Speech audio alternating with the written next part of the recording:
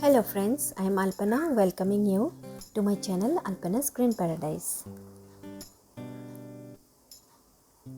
So friends, I am going to show you one of my beautiful orchid which is a Vanda orchid. So this Vanda orchid is known as Vanda falcata. So Vanda falcata is a warm to cool grower. They love humidity like other Vandas. It is said that in earlier times, this orchid was possessed by wealthy or high-ranked citizens in Japan. So they are called as orchids of wealth and rank.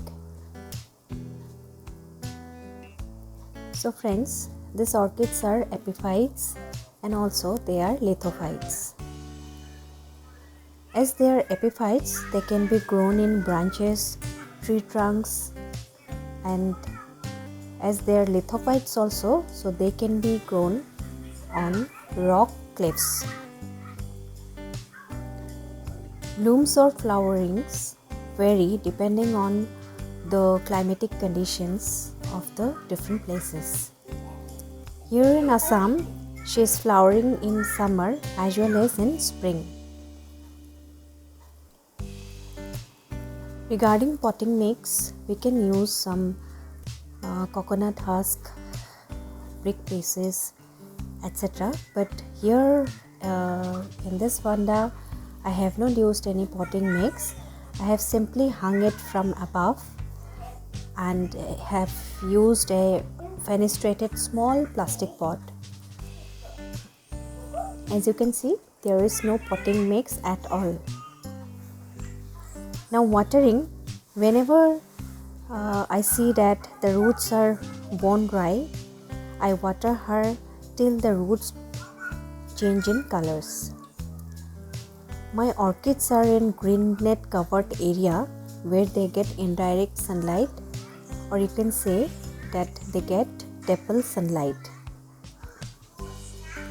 In summer in terrace it is very hot and dry, and at that time they require frequent watering so that humidity can be maintained. You can see the roots are bone dry, they need some watering. These are old flower stalks, these are the roots. Now regarding fertilizers, I usually apply 19-19-19 NPK, that is a balanced liquid fertilizer which contains nitrogen, phosphorus and potassium. I usually use once in 15 days interval except in dormant periods. And following the application of NPK, sometimes I apply seaweed extract. Seaweed extracts are available in liquid form.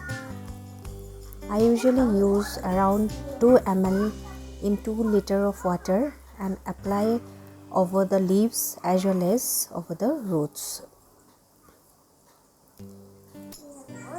Recently I have started applying seaweeds, and let's see what will happen or what will be the result in my orchid plants.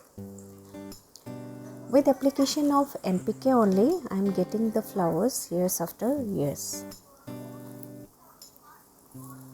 Friends, you can see that the blooms are very tiny and they look like tiny fairy or butterfly carrying a carved spur in their back. They are very cute looking and they have very mild fragrance.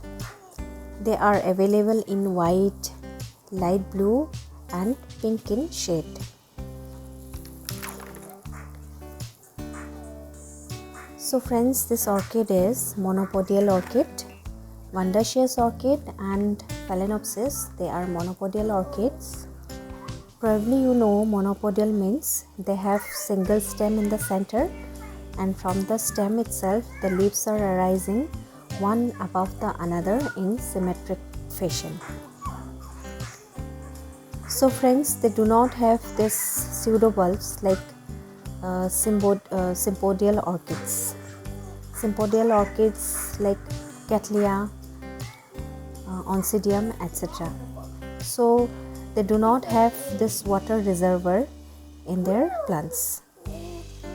Flower stalks usually arise in between the leaves from the central stem, and each stem gives around 12 to 15 blooms at a time.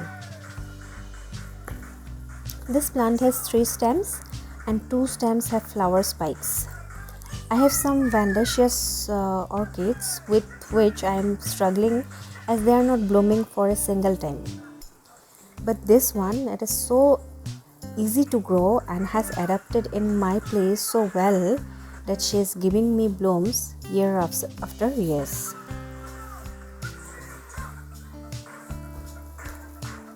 So friends, as you can see, one more spike is there which has yet to bloom, and only one spike has bloomed already, and in that spike there are lots of flowers, around 12 flowers.